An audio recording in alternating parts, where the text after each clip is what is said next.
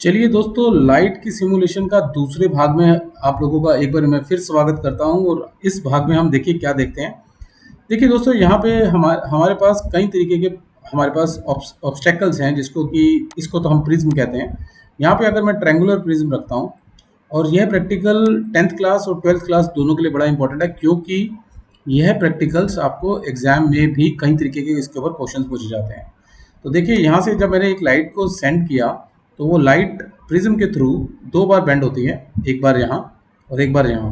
क्योंकि यहाँ पे जो बेंड हुई तो वो एक ही मीडियम में आ गई, और उसके बाद जब वो दोबारा दूसरी में जाती है तो वो दोबारा बेंड करती है।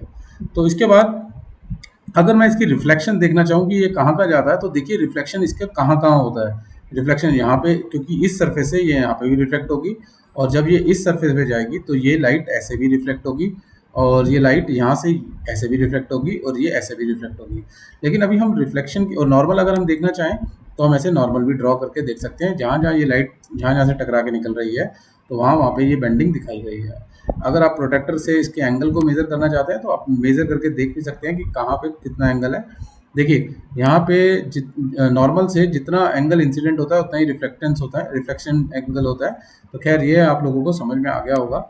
तो अभी हम इसको यहाँ से नॉर्मल, प्रोटेक्टर और रिफ्लेक्शन को हटा देते हैं, और प्रिज्म को समझने की कोशिश करते हैं।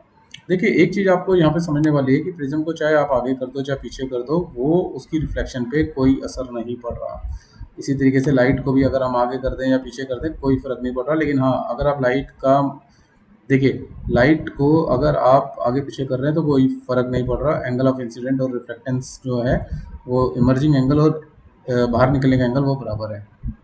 अगर मैं इसी के अंदर, अगर मैं सपोज करो कि मैं इस ग्लास की जगह वाटर ले लूँ, इसके अंदर पानी भरा हुआ है, तो आप ये देखिए कि इसका रिफ्लेक्शन जो है वो चेंज हुआ। इसका रिफ्लेक्शन एंगल, चलिए हम इसको ना प्रोटेक्टर से आपको दिखाते हैं कि कितना था पहले और अब कितना हो गया। तो ये मेरा प्रोटेक्टर है, तो प्रोटेक्टर पे मैंने इसको यहाँ लगा दिया है, और ये एक बहुत ही अच्छा एक्सपेरिमेंट हम कर रहे हैं। देखिए, अभी फ़िलहाल जो एंगल बेंड हुआ है, वो जो बेंडिंग एंगल है, अगर मैं उसको मेज़र करूँ तो वो लगभग यहाँ पे अगर देखा जाए तो ये 60 है, तो 70, 80 और 90, यानी कि ये 10-10 के डिवीज़न है, तो 10 डिग्री बेंड हुआ है। और अगर ये मैं यहाँ पे ग्लास कर देता हूँ, तो देखिए बेंडिंग ज़्यादा हो रही है।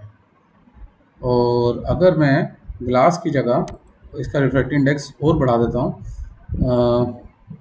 एयर कर देता हूँ, तो देखिए बिल्कुल सीधा निकल रहा है, क्योंकि प्रिज्म के अंदर एयर भरी है, तो कोई मीडियम चेंज नहीं हो रहा है, क्योंकि बाहर भी एयर थी, अंदर भी एयर थी। अब एयर की जगह अगर मैंने वाटर किया, तो देखिए ये बेंड हो गया। और वाटर की जगह अगर मैंने ग्लास किया, तो वो और ज़्यादा बेंड हो गया। तो इससे एक बात समझ में आई कि जितना ज़्यादा रिफ्रैक्टिव इंडेक्स होगा, वो उतना ज़्यादा बेंडिंग होगी। तो प्रोटेक्टर को यहाँ से हटा देते हैं। तो ये बात हमें समझ में आ गई कि जितना ज़्यादा यहाँ पे अंदर रिफ्रैक्टिव इंडेक्स होगा, ये बेंडिंग उतनी ज़्यादा होगी। तो अगर मैं इसके अंदर मल्टीपल लाइट्स को पास करूँ, तो भी ये बेंडिंग ऐसे ही होगी।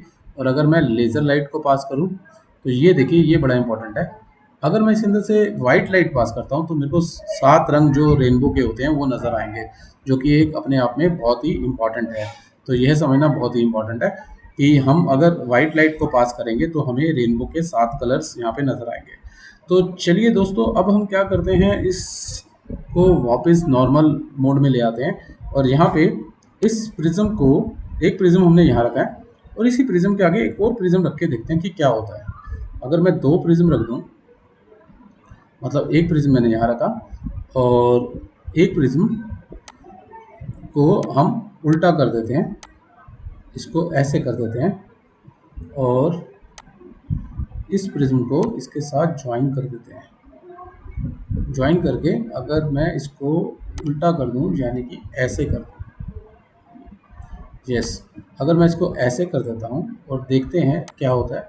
अगर मैं इन दोनों प्रिज्म को जोड़ दूं यहाँ पे, तो देखिए ये लाइट किस तरीके से आपकी ब्लेंड हो रही है। जैसे कि पैरेललोग्राम में हमने किया है, तो वो वापस स्ट्रेट हो रही है। अभी ये ढंग से मैंने इसको प्रॉपरली अरेंज करते हैं, देखिए ये बिल्कुल स्ट्रेट लाइन, एक स्ट्रेट लाइन की तरह निकल जाएगी, ये देखिए।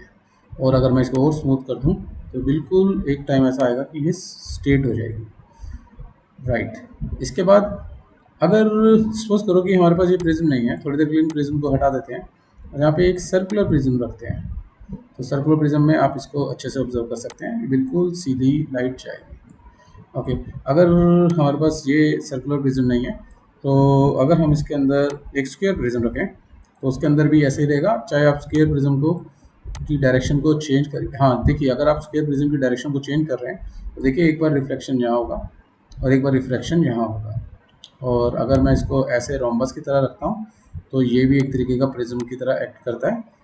तो ये आपको पता होना चाहिए कि लाइट आएगी, टकराएगी और उसके बाद वो बेंड करेगी, बेंड करने के बाद दोबारा जब इमर्जिंग होती है तो ये दोनों लाइनें पैरेलल होती हैं। ये बहुत इंपॉर्टेंट है। चाहे आप इसके अंदर ट्रायंगुलर प्रिज्म रखिए, देखिए चाहे आप ट्रायंगुलर प्रिज्म रखिए, चाहे आप मतलब जैसे ये अगर आप ट्रायंगुलर प्रिज्म रखते हैं, एक मिनट इसको अगर हम हटा करके यहाँ पे ट्रायंगुलर प्रिज्म रखते हैं तो उस केस में ट्रायंगुलर प्रिज्म को प्रॉपर रखते हैं। इसके सरफेस को हम इसकी सरफेस को ऐसे रखते हैं, तो याद रखिएगा इमर्जिंग रे जो है वो बेंड होती हुई निकलती हुई आपको नज़र आ रही है। लेकिन अगर यही चीज़ अगर हमारे पास एक स्क्वायर है तो उसके अंदर आपको ये पैरेलल, जो कि एक ग्लास स्लैब जिसको हम कह सकते हैं, तो एक पैरेलल आपको लाइट नज़र आएगी। तो स्क्वायर में आप किसी भी पॉइंट से कैसे भी आप इसको मर्ज कर लीजिए, लेकिन जो इमर्जिंग लाइट है वो आपको इंसिडेंट लाइट के पैरेलल नज़र आएगी। लेकिन ये प्रॉपर्टी आपकी ट्रायंगल में नहीं होती है। देखिए ट्रायंगल में हमेशा बेंडिंग आएगा, क्योंकि ये डिफ्रैक्शन यहाँ पे जो है वो इस प्रकार हो रहा है, तो ट्रायंगल में ये आपका बेंडिंग आएगा। एक चीज़ और दिखाता हूँ दोस्तों मैं आपको, अगर हम यहाँ पे रंग चेंज करें तो आपकी बेंडिंग जो है वो भी चेंज होती जाएगी। तो रेड के अंदर देखिए सबसे ज़्यादा बेंडिंग थी, और जैसे जैसे मैं ये लाइट को कर रहा हूँ, देखिए जैसे जैसे मैं नीली की तरफ आ रहा हूँ बेंडिंग बढ़ रही है। तो जैसे जैसे हम रेड की तरफ जा रहे हैं तो बेंडिंग सबसे बेंडिंग का मतलब है, अगर यहाँ पे हम एक नॉर्मल को ड्रॉ करें तो इस नॉर्मल किससे हम बेंडिंग को मेज़र करते हैं। तो बेंडिंग आप ध्यान से देखिए, यहाँ पे बेंडिंग इतनी है और जैसे जैसे मैं नीले रंग की तरफ जाऊँगा तो बेंडिंग कम हो रही है। वेरी इंपॉर्टेंट, क्योंकि वेवलेंथ कम हो रही है। तो जैसे जैसे वेवलेंथ कम हो रही है तो बेंडिंग कम हो रही है, और जैसे जैसे वेवलेंथ बढ़ा रहा हूँ बेंडिंग बढ़ रही है। तो ये भी एक बहुत बड़ा विजुअलाइजेशन है, आपको इसको भी ध्यान में रखना है। और अगर मैं मीडियम को वाटर कर दूँ, देखिए अगर इसी सिस्टम को उठा के पानी में ले जाऊँ तो बेंडिंग कम हो रही है। देखिए बेंडिंग कम हो रही है, ये कम बेंडिंग हुई है नॉर्मल के साथ। और अगर मैं और बढ़ा दूँ, ग्लास में ले जाऊँ, तो बेंडिंग, क्योंकि ग्लास एक मीडियम अपने आप में सारा का सारा ग्लास ही मीडियम है, अंदर भी उसके ग्लास ही था, तो ये बिल्कुल सीधी ही होगी। लेकिन अगर मैं रिफ्रैक्टिव इंडेक्स बढ़ा रहा हूँ तो बेंडिंग देखिए, बेंडिंग जो है वह बढ़ रही है। तो इस तरीके से आप सभी सिमुलेशंस में आज हमने क्या सीखा, इसमें हमने 2-3 बातें बड़ी इंपॉर्टेंट सीखी कि ट्रायंगल के अंदर बेंडिंग होगी, पक्का होगी, और रिफ्रैक्टिव इंडेक्स जैसे जैसे बढ़ेगा बेंडिंग कम होती जाएगी। एक तो हमने ये सीखा। दूसरा हमने ये सीखा, अगर एक स्क्वायर प्रिज्म है तो चाहे वो लाइट कैसे भी आप उसके अंदर गुजारिए, जो अगर जैसे एयर है तो एयर में वो लाइट आपकी बिल्कुल पैरेलल निकलेगी। और इसी तरीके से अगर मैं ट्रायंगल रखूं, लेकिन ट्रायंगल के केस में पैरेलल नहीं निकलेगी। लेकिन अगर मैं स्क्वायर के अंदर ही इसको वाटर मीडियम कर दूं, पानी में ले जाऊं, तो ये बेंडिंग उस तरीके से नहीं रहेगी, लेकिन पैरेलल जरूर निकलेगी। स्क्वायर के अंदर पैरेलल जरूर निकलेगी। तीसरी चीज़ हमने जो इसके अंदर जो सबसे इम्पोर्टेंट पॉइंट सीखा वो ये था कि अगर मैं रंग चेंज करता हूँ, अगर मैं यहाँ पे कलर को चेंज करता हूँ रेड से ब्लू, तो बेंडिंग बढ़ती है, कम होती है। बेंडिंग यहाँ पे आपकी नॉर्मल के साथ बेंडिंग कम हुई है। क्यों? क्योंकि वेवलेंथ बढ़ रही है, और जैसे जैसे वेवलेंथ आप ज़्यादा कर रहे हैं तो बेंडिंग आपकी ज़्यादा हो रही है। तो वेवलेंथ कम तो बेंडिंग भी कम, बेंडिंग ज़्यादा, सॉरी आप इसको करेक्ट करिएगा, अगर वेवलेंथ कम है तो बेंडिंग ज़्यादा है, ज़्यादा बेंड हुई है। और जैसे जैसे आपने वेवलेंथ को बढ़ाया तो बेंडिंग आपकी ज़्यादा होती है। तो इसको आप दोस्तों इसको अच्छे से समझ लीजिए, और ये बहुत ही इम्पॉर्टेंट प्रैक्टिकल है। आशा करता हूँ आपको ये समझ में ज़रूर आया होगा और इसी तरीके की और इनोवेटिव वीडियोज़ को देखने के लिए बने रहिएगा मेरे चैनल के साथ। तब तक के लिए स्टे ट्यून्ड। Thank you.